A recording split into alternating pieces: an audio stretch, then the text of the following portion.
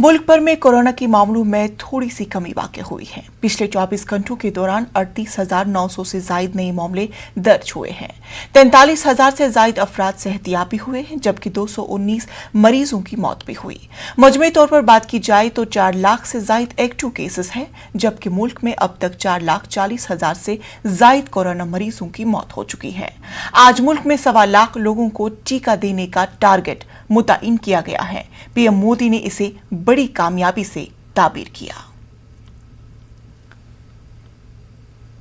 वहीं लखनऊ में mega vaccine camp का इनेकाद किया गया। सैकड़ों अफराद वैक्सीन लगवाने के लिए कैंप पहुंचे और वैक्सीन लगवाया। आज मुल्क भर में 1.25 करोड़ लोगों को वैक्सीन दिया जा चुका है। इसी के तहत लखनऊ में मुख्तलिफ मकामात पर वैक्सीन कैंप का इनेकाद किया गया।